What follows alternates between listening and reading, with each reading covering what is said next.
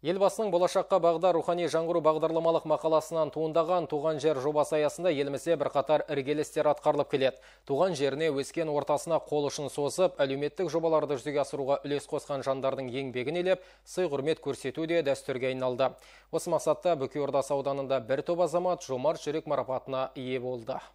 Елінің дамуына, халқының жағдайын жақсарту жолында игі істерді қолға алған елжанды азаматтар саны артып келеді. Биыл да белсенді азаматтық ұстанымы бар, ауқымды қайырымдылық қызметті жүзеге асырған ел азаматтары аталмыш марапатқа ие болды. Олардың қатарында Ораш шаруа қожалығының жетекшісі Ермек Момынов та бар. Ол өзі туып өскен Бесен ауылына саябақ салып беру жұмысын қолға алған. Ол бұл жұмысын азаматтық борышы санайды.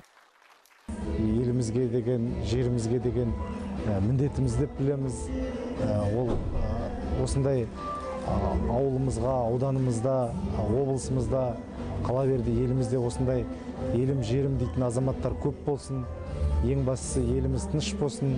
Еңбек еткеннен кейін осы елге, жерге, ауылға қызмет етуге парызымыз, міндетіміз деп білеміз енді оған.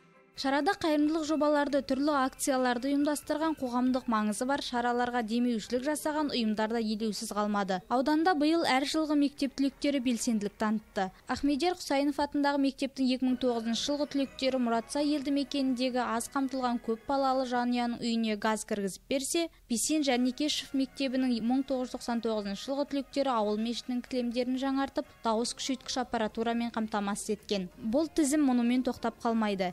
Істерге мұрындық болған түлектердің жұмыстары өзгеге үлгі екені хақ. 99 мектеп түлектері ұйымдасқан түрде балалар алаңын және спорт алаңын өзіміздің ақшамызға жасақтап осылай балалар үшін, балалардың дені саулығын жаңғырту деген мақсатта осындай үлкен іс жасадық. Сыныптастарыма да алғысымды айтамын, себебі осы іске ол бір адамның қолынан келмейді. Сондықтан да ұйымдасқан түрде бәріміз осындай үлкен іс-шара ұйымдастырдық қой. Осындай іс-шаралар жалғаса берсін. Айта кету керек, туған жер бағдарламасы аясында 2017 жылы 1.650.000 теңгеге 3 жоба, 2018 жылы 16.250.000 теңгенің 21 жобасы іске қосылған. Ал биылғы жылы құны 10.400.000 теңгені құрайтын 12 жоба халыққа пайдасын тигізуде. Ажаргүл Алиева, Ернар Шакенов, Алтынбек Қабделов, Ақжайық арнасы.